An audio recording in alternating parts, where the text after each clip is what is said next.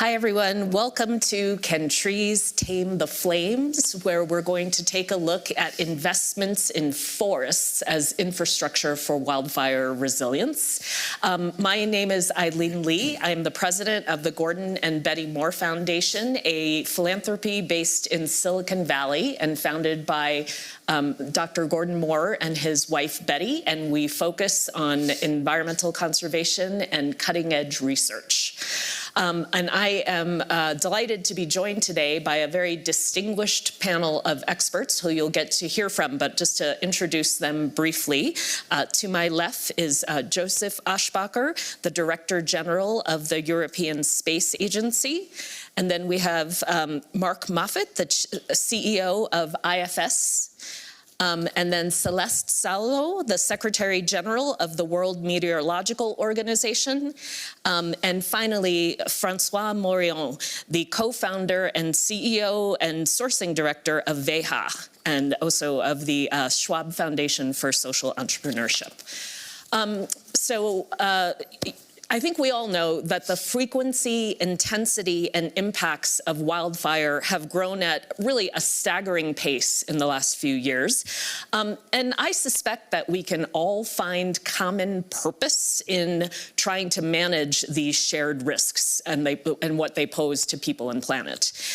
But while it's easy for us to envision and tally the hard infrastructure investments that go into fighting these large fires and building back from massive events, pre-fire investments in forests as the natural infrastructure that can make us more resilient to wildfire events is a relatively neglected area, despite the science which tells us that well-managed forests, resourced for long-term stewardship, can make all the difference, while also really delivering a really wide range of nature-based benefits.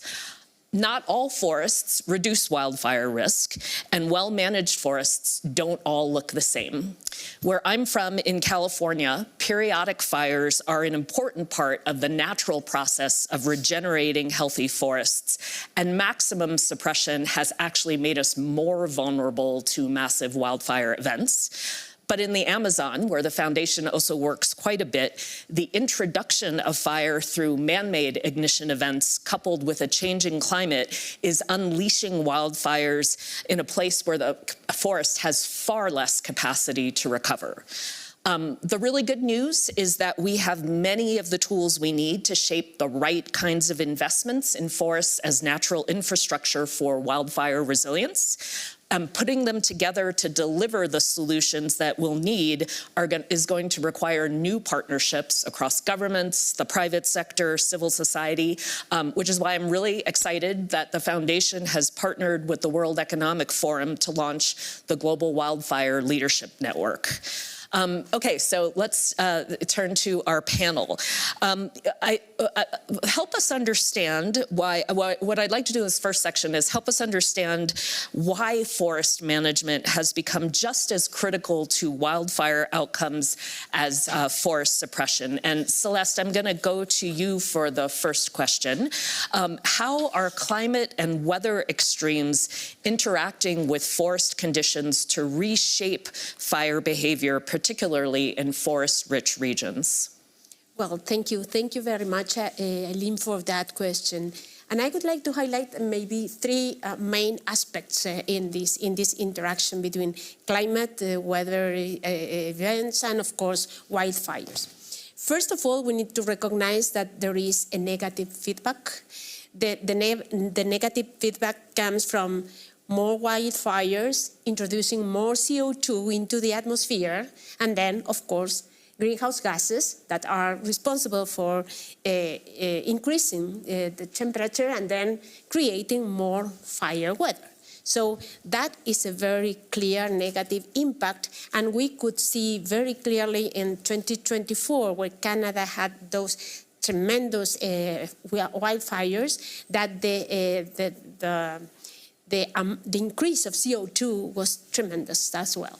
So that is a negative feedback on climate. At the same time, we all know that fire weather, so the weather that facilitates fire, is increasing. So we are speaking about not only droughts, we are speaking about heat waves. We are speaking about storms with a lot of thunderstorms that of course, initiate fire. And chaotic winds, I would say, that, of course, drive even more fire. So that is the second element. And the third one, I would say that after a disaster, for example, a hurricane, lots of vegetations are lost. And that will be dry vegetation for the upcoming season.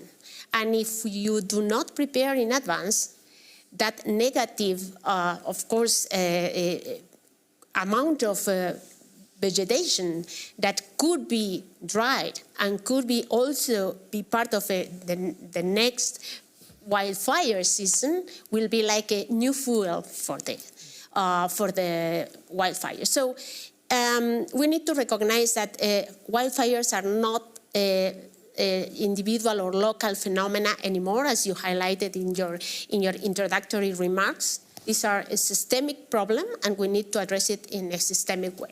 So these are the three elements that I wanted to highlight in this first intervention. Thank you, Celeste. Fire weather is a sobering concept as it's spreading around the world. Joseph, how can space technologies and Earth observation support better understanding and management of wildfire risk? And what role are Europe and the ESA playing in advancing those capabilities? So thank you, Aline, for this question. What can space do, and what are we doing in Europe? First of all, our satellites are really monitoring our planet Earth, and they monitor the atmosphere, the oceans, the land surface, the polar regions. So we have a pretty good picture of what happens on which spot on the globe, with constantly with all kind of instruments and measurements. And of course, fires and forests are one of the parameters we are particularly interested, because they are participating very significantly, as just mentioned, to what we call the global carbon balance. That means the circulation of carbon from the forests, the atmospheres, and the soil, and including also the ocean. So this is really a circle. This is a balance that we are monitoring. So we monitor all these parameters, from the forests to the carbon sinks, carbon sources in the oceans, and on the land, and in the atmosphere. So this is quite fundamental. So what do we do in particular? We have actually a number of satellites who are measuring different parameters. They're part of what we call the Copernicus program. We have built it up over the last 25 years. It's really the leading Earth observation program today, with many sensors measuring parameters. On forest, we have actually just launched last year an additional satellite called Biomass that looks into tropical, also biomass of all forests, but the tropical ones are the ones that are particularly difficult to measure by hand, because normally you would need to go there and measure the size of the trunk, and therefore define how much biomass this tree has, and therefore later on count the trees and the forest. So we do it from space. And there we use a technology that is unique, that doesn't exist anywhere else, which is the P-band radar that goes through the canopy and really looks through the canopy of the trees and sees the stems and the biomass itself. So it's quite important for the carbon cycle, which I mentioned before, but also on fire and forest deforestation. We really have programs that are geared to exactly that. We have what we call a World Fire Atlas, where we have every day an update on fires worldwide. And fires, you may expect them to be only in the tropical regions, or in Greece, or in Italy, or in southern countries, or in California. No, you have fires in Canada, you have fires in Russia, you have fires everywhere on the globe, and of course we measure them, and we have an atlas where there are fires, and therefore, of course, to have an indication.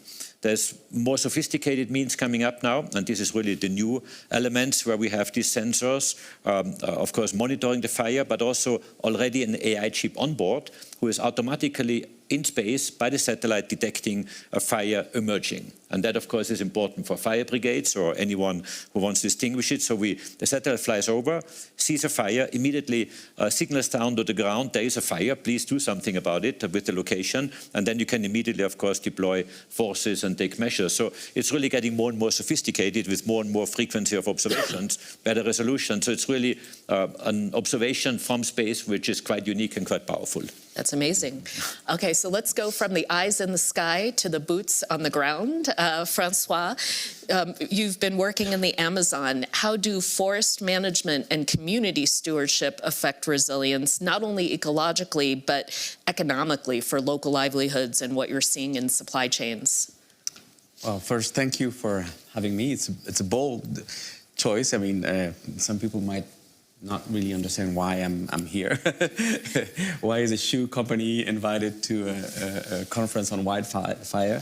But yes, it's because when we started Veja, we looked at how to have a positive impact doing our shoes. And we looked at interesting projects that we could support with our brand. And when we looked at rubber, we found out that in Brazil, there are a specific way of occupying the forest through what they call extractivist reserves. The name in English doesn't sound as good as it is in Portuguese, but the idea is that these places, these forests are inhabited. This is like the first important thing to say, because in Europe we don't have this anymore. We don't have people living in the forest, but in Brazil you have a lot of people who were sent actually to these forests during the rubber booms in the past, but who have maintained their activity. And through this, what they call extractive, but it's again, the name can sound a bit contradictory, but their extractivist activities is basically collecting the products that the forest gives them. So we're talking about rubber, we're talking about nuts, and we're talking about acai, like the three main products that are not cultivated, but really like picked in the forest. And so Veja has connected with cooperatives of producers, and today we work with 2,500 families.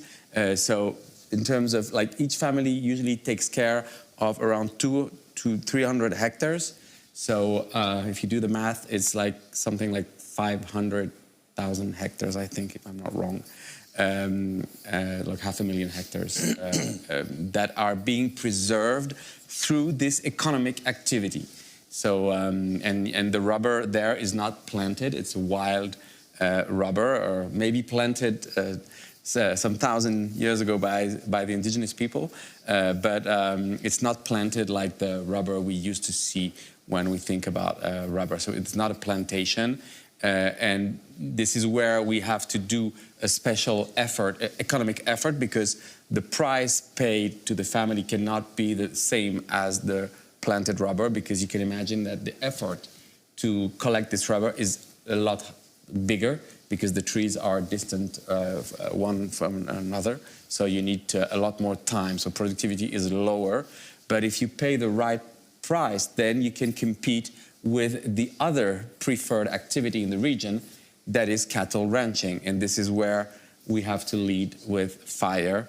But fire is not only linked to cattle ranching, it's also used for agriculture, because every year in the reserves, the people are allowed, and this is good, for them to plant. But actually, this is one of the problems that now, with the fact that the forest is becoming more inflammable, when they do their clearing, usually around September, the forest is so dry, so a bit like what you were saying, so the risk of the fire like going wild and bigger is higher. Thank you. What was the Portuguese expression? No, it's just that in Portuguese they call it reserva extrativista, and it doesn't have like the kind of negative meaning that it has, you know, in terms of, because when we talk about extractivism, I don't know, in English it sounds more like oil and gas activities than pick some nuts and rubber from the trees. So, but it's the name that was chosen, and that's it. And it is around the same. The reserves were created in the 80s, and they were actually inspired by the indigenous reserves. So the way of occupying the land is a bit similar. That means that it is a shared responsibility between the federal government and the local association. So it's a very unique kind of forest management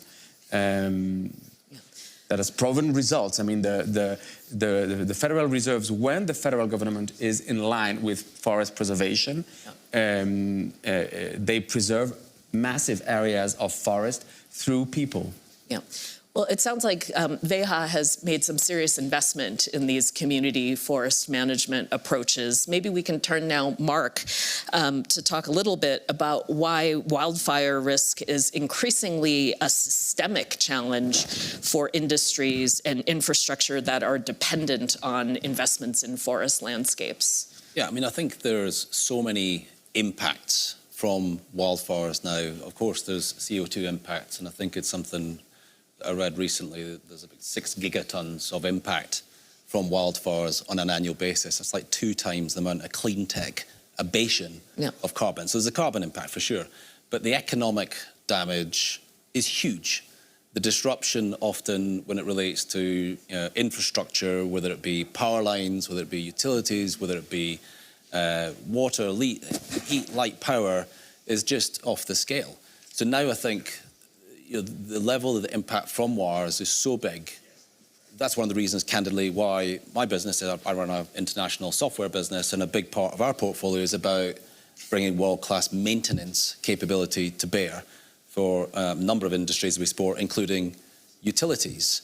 So thinking much more, we spend a lot of time thinking much more holistically about this kind of systemic risk and how to be more preventative or help companies and institutions be more preventative in how they think about maintenance routines.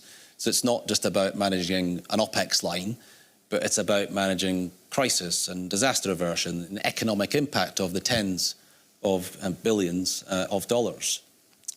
And that includes, of course, forest management, includes looking at equipment and infrastructure, includes thinking through the ability to use other data from space. I've got some ideas already for you, Joseph. So we're thinking much more holistically, and we're thinking about how to be more proactive in maintenance management. So despite the scale of impacts that Mark just shared with us, and what sounds like in your case, a really proactive approach, in general... $45 billion of damage with the LA fires last year, just huge. Yes, and I think despite that, what we actually see as your approach is rare, right? In the sense that much more goes into recovery than kind of pre-fire investments. So I'd like to maybe move in this next section to looking a little bit at, I think the world needs to hear the evidence that it's possible, right? That when you make these early investments, that it really is making a difference. So I'd love to just explore where we're seeing the signs that this early information and on-the-ground knowledge is actually changing decisions. So maybe, Joseph, I'll start with you. You've given us a sense of what's possible. How is the ESA supporting wildfire monitoring and management through Earth observation? And how is AI being used to turn this data into actionable intelligence? As you said, and as I mentioned before, of course, we monitor the planet with all our sensors, and there are several satellites doing that.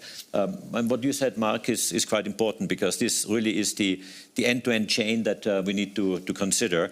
And there AI comes to play, but on one side, I mentioned the World Fire Atlas, which is really a tool to regularly monitor where it is burning, and therefore also warning people if there is a major fire. But also AI, we really employ it globally. We have just created a new app which is looking at all our satellite images, and we are having them going back decades and really analyzing them for fires, for traces of fires, for statistics, but also also sometimes insurance claims or similar applications. And there you really see that AI is merged into the observation part of observations. We even can go a step further, and this is work in progress in development. It's not yet fully deployed, but something where we have the elements. On one side, we have a huge set of observations from space, on the ground, whatever means we get. On the other side, we have very good Earth system models so that we can model what happens if. And this really is starting with meteorology. Celeste was pointing out the role of meteorology and the WMO's role, which is fantastic in this sense. So you have Earth system models. You need very powerful computers in order to run these models and to merge them with all the observations that we have. And then comes AI on top as a new tool, a new element to really put this together. So what we do, we create a digital twin of our planet, of parts of a planet, and let's take the example of the Amazon forest, which is under threat, as you know very well. And of course, we monitor on one side, but we can also simulate what would happen if the Amazon forest would be even more deforested. Let's just do an experiment of thought that if we would deforest 30% of it, which of course would be disastrous, and what would be the implications? On one side, in terms of carbon that is released to the atmosphere, and therefore less forest available to convert carbon dioxide into oxygen. That's one effect. But also temperature will increase, settlements, sea level will rise globally, settlements will be endangered, how many people will be displaced, how many people's daily life would be endangered, how much food security would be endangered, and so on. So you can really model that through digital twins, and I prefer having a twin than the reality. So if you have these twins, you can really show quite drastically what would happen if you continue this way or if it goes at a certain pace. So you really can bring in all the modern tools of technologies which we have, and with future modeling. We have just in ESA, in European Space Agency, last year installed a high-performance computer for space to do exactly this kind of modeling and these digital twins in order to have these simulations. So with this capacity to improve the models and the forecasts, maybe Celeste, I'll go to you. How do these early warning systems and seasonal forecasts inform the practical decisions around whether it's thinning, prescribed burning, and resource positioning that are needed to better manage the forests? Well, thank you, because you gave me the floor to really emphasize the importance of the dialogue between different communities of knowledge, of practice, and putting all the pieces together. In this case, of course, satellite information is kind of a crucial piece, because the early detection of hotspots is absolutely relevant. But then it comes the early warning, that it's a mix of satellite observations plus models plus the translation of those models into something that is actionable but by a fire manager. Mm-hmm. And that is not so, I would say, not so obvious. It needs a conversation with the kind of decision-making that is at stake when you have to manage fires. And then it comes also with the issue that, of course, not all the wildfires are managed in the same way. So we need to understand, is it about thinning? It's about really having thinning policies and or prescribing fires in advance to avoid even larger losses. And for those decision-making, seasonal forecasts, long-term forecasts are absolutely crucial. And we have seen examples in Australia, in Canada, in Europe in general, that these seasonal forecasts that are allowing those that are decision makers to see if the season will be drier than usual, and or it will be with more fuel than others, then they can put their element at place to make sure that we reduce the damage as much as possible. But I will go again into the systemic approach. And in this case, it's just to build with the communities and or the decision managers the right tools. Because sometimes from the technological approach, from the scientific point of view, we have super good techniques or tools, but if we don't do that last mile, they are not effective. So that is part of the idea of the Early Warnings for All initiative, and that is where we all together, I'm sure, working collectively to make it happen and be more effective. So equipping these communities on the ground with the resources at the right time scales, right, so that they can plan and manage, it seems very important. And maybe going back to you, Francois, what have you learned about what it takes, to sustain the kind of long-term commercial partnerships that you have with these communities around forest conservation?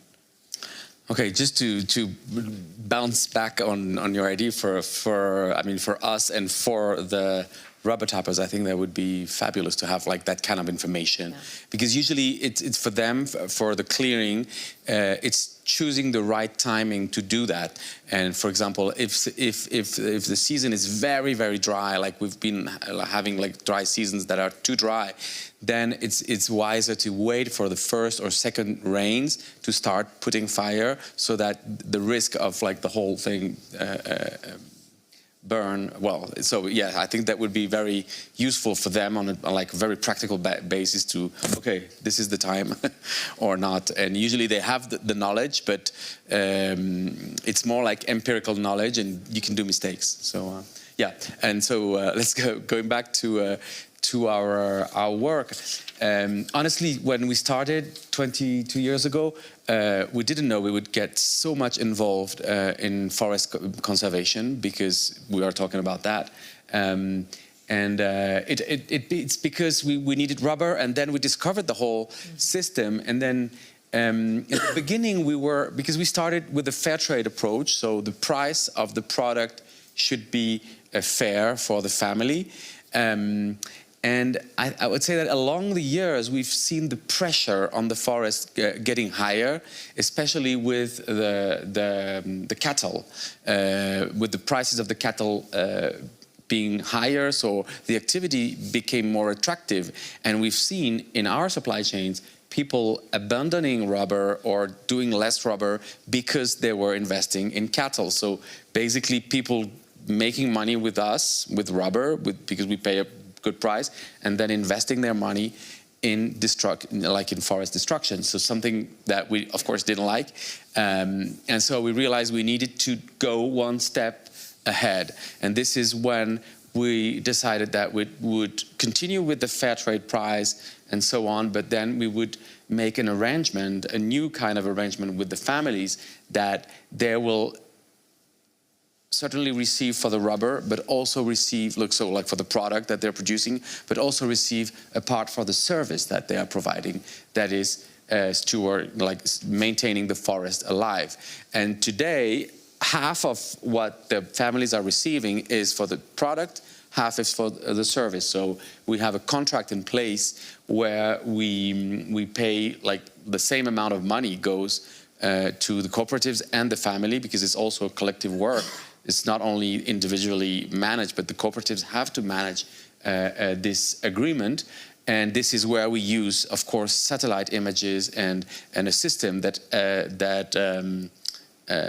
gives us some annual reports on whether the families have respected the rules of the area where they're living, because sometimes they're in a reserve with we're not requesting them to be better than the law. So they have to respect the regulation where they live, and depending on the place and the type of reserve, it can vary. And it's a very powerful tool, and of course they receive this money for forest conservation if they respect the agreement.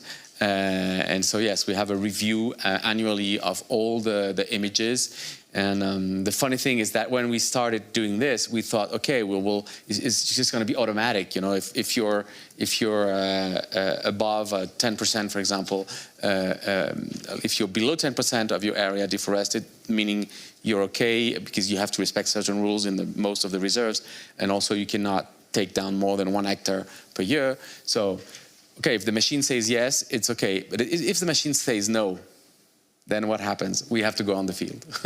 So actually the machine does not do everything. We need still to go on the field to see what really happened, if it was like intentional, not intentional, whatever. And yeah. So I'm hearing, kind of once you've seen the bigger system, getting upstream of the problem and having the information to do it. Mark, you've really been, I think, pushing us to think upstream of the problem, turning complex data into this kind of frontline decision support. Tell us about how the digital systems are helping forest managers move from that kind of reactive posture to more anticipatory management. Yeah, I think classically the anticipatory management, can I say that word, has been about when a wildfire or a natural disaster has commenced, how quickly can one get on top of it? And it's a statement of the obvious, but the sooner you can get on top of it, the easier it is to contain and the less economic and other damage that results. And I think about what Joseph has talked about in terms of the ability to use that type of data. Of course, that means everything. But the more we can take that upstream into preventative measures based on real events that have occurred, based on simulations, based on other data and probabilistic scenarios, then obviously that gets you to the point where you've dealt with the issue before it even arises in the first place. And putting that kind of information and that data in the hands of the actual people who've got the experience, who make the decisions, I think is super critical, and we must be relentlessly focused on that. Aline, maybe if I could add something to what Mark was just saying. I think this is exactly what I would say a modern chain could do, starting 100%. From boundary conditions like weather, like humidity, like soil coverage, and so on, going towards, I would say, a predictive model and have fire risk maps that you identify those areas that are more at risk because of temperature, because of land cover, because of other parameters. And I think this fire risk maps, in fact, this is something that we are working on to really have better tools, not only to start worrying when the fire occurs, but already in advance knowing that this area is very high at risk because high temperatures are coming, it's very dry, and the boundary conditions, that mean the soil and other parameters are in favor of that. So these fire risk maps are, I think, very important for you and your business in the future to really have this end-to-end or this holistic approach. Yeah. Well, we're constrained right now because we have a scheduling and optimization engine we've built over decades, but it's on classical vectors. It's about experience of individuals and response crews. It's about location. It's about proximity. It's not about those data objects which you're beginning to talk about. And if we had access to that level of data, we're able to collaborate in a more kind of ecosystem. I can say that this data that we are providing are free of charge, for free. So everyone in the world can download them from a website for free. Of course, you have then to interpret them and make good use of it. But this is one of the services that and I've been really myself, I would almost say fighting for it to get this free and open data policy accepted by all the governments and all the stakeholders in the loop. But at the end, we hand over the satellites to the European Commission, and they are in charge of the data policy. But we have discussed it some 12, 13, no, it was in 2008, 2010, when we have been building up the system. And there was a huge discussion, pro and con, because some people said, look, if you invest billions in this observation system, which is fantastic, what do we do with the data? Who owns them? Are you selling them? Are you giving them to restricted users, to European users, or anyone?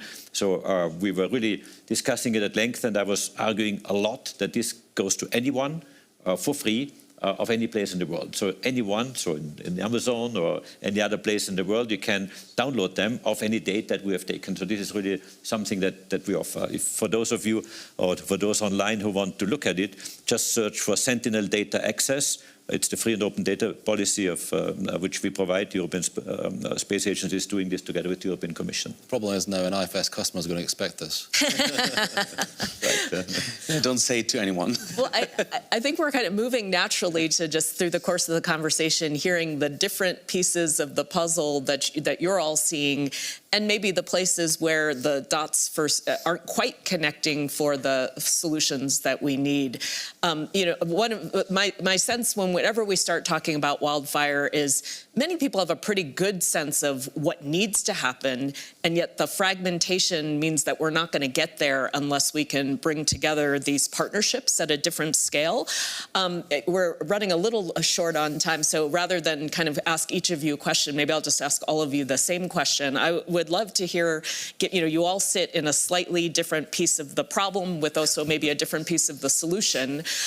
What do you need most in terms of partnership from others, right? And what do you see as the most important steps we can take to bring these pieces together? I mean, the obvious thing is open data standards, willingness to collaborate on kind of an API basis, willing to invest and to make the type of data that Joseph has suggested available, on a kind of unconditional basis, recognizing the contribution it can make, of course, to society and economies.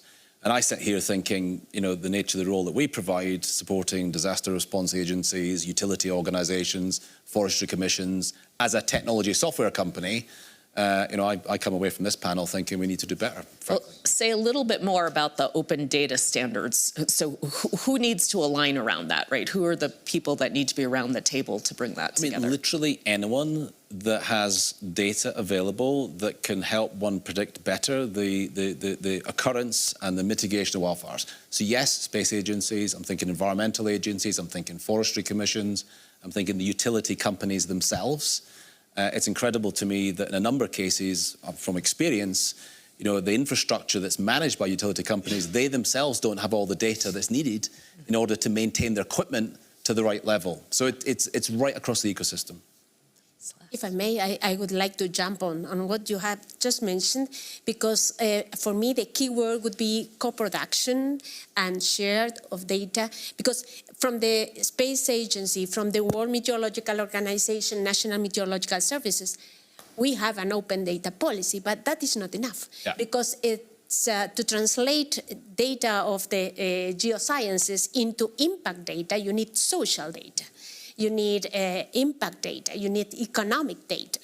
And so I think that that kind of partnerships is absolutely essential to really co-produce a product that will address a particular problem. And we've been speaking about forests and agriculture mostly, but I would like to add health. Because when you have fires, one of the most impacted people are those that are exposed to asthma and other illnesses that expose them to the risk of smoke.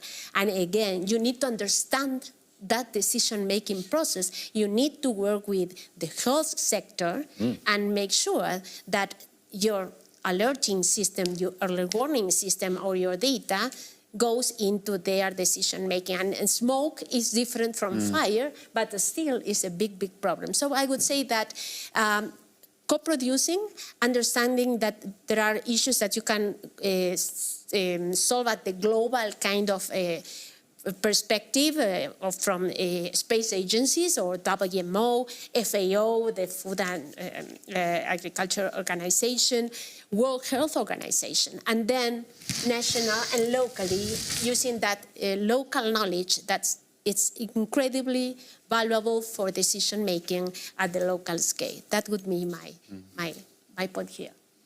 I can only agree with the health, because when you go to the Amazon in September, you cannot breathe. It's terrible, and you have really lines in the hospitals, people that have very serious health issues, because every year this smoke season comes back, and in terms of what we would need, I'm always dreaming of finding other technologies to clear land without having to burn it, because this is so easy for to just put fire and there is not really like an alternative, a technological alternative. So if someone has the solution, a cheap way to do that for that's I think that would solve part of the problem in the Amazon forest at least. I mean, being the last one in the row of on the same question is very easy for me to really listen, but also it gives me the opportunity to connect all the dots that you mentioned, because you mentioned different aspects of it. And I think what we really need, and you have said it, I'm just putting this together, is that we combine different types of information, starting with meteorology, with weather, with drought, landscape information. We combine it with local information, very important. Then economic information, the impact of it, but also the cost of certain ways of doing it. Modeling it, obviously the space data is one source of income, not the only one, but one important one. And if you put all this together, you can do it. We know we have the individual pieces, but you would need to simulate it. And I mentioned digital twins before, but this can also be more localized ones. And my imagination of this would be that we have this warning system, information system, but also preventive information system, so to inform people before something happens. And at the end, we have this on a mobile phone, and every single citizen can use it. At the moment, it's us at the European Space Agency, it's some institutions, it's some individualized organizations who have the capability, and who are trained and so on. But in fact, it should be so simple. It should be brought to a mobile phone and with a health warning, and there are already health warning apps, but I think this all needs to be integrated using all the information that we have at stake, and then really use it locally where it is needed by the citizens and by the people in order to really make maximum use of it. Okay, great. Well, our panel is starting to draw to a close, so maybe just to bring us home, if each of you wants to share, and ask you to keep it brief, but a one-sentence reflection on in the next 5 years, right? There's an urgency to this problem. If we want to ensure that forests reduce wildfire risk rather than amplify it, what's the most important thing that we can do?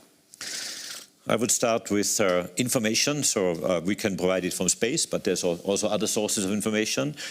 Information, awareness, information of citizens, but also decision makers, in order to understand the magnitude of the problem and therefore help finding solutions before the problem becomes a real problem, and therefore try to prevent it as much as you can.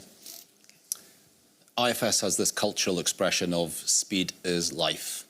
And no more is that true in this particular case. And I think the quicker we can get to figuring out how we get as upstream as possible, whether that be forestation, whether that be other measures, that's the key.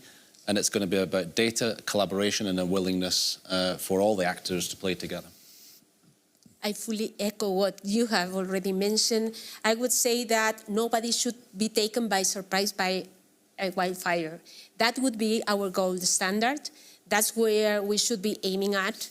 Nobody should be taken by surprise. And to achieve that, we need science, we need data, we need private sector, we need indigenous knowledge, and we need international organizations to make sure that these efforts are equally spread around the world. And I would say that, in my perspective, we need to give more value to the forests. So that means economic value. And we have now a great European regulation on deforestation, but there's not so much talk about how we can do this, and we have to pay more for the products if we want them to be made without deforestation. So we have to give more value. I think this is somehow absent from the conversation. This question is not so much into the conversation, but and I'm saying very practical things like wood is very cheap. We need to pay more for wood, for paper, for the products that the forests give us, and the forest gives us a lot more than this. But this is because the forest gives us much more than this. Gives us water, gives us climate, gives us beauty, gives us a lot of other services. But at least the products that the forest gives us should be paid, reevaluated, in my perspective. So thank you all. What I'm taking from this session is investment in forests is really an economic imperative, right? And equipping the people who are managing them with the resources, the data, the insight that they need is a really powerful investment in, I think, what did you say, moving at the speed of life in terms of... Speed is life. Speed is life in terms of getting us upstream. It also sounds like we have a kind of compelling provocation, right, that all of us need to figure out how we can put those pieces together, expand the table, and really get to those collaborations to unlock that different data and insight. So I started by introducing my foundation, right, which is the foundation of Dr. Gordon Moore, who is known for Moore's Law. And what Gordon would often remind us was that Moore's Law was not a law of the physical universe, but rather a law about what was possible, right, if we all had a shared vision of the roadmap to drive an industry forward. I'm hoping that, what I hear is energy here to kind of build that shared vision. So thank you so much. I've really enjoyed this, and thank you to the forum for hosting us for this session today. And thank you to our viewers. Yes, thank you.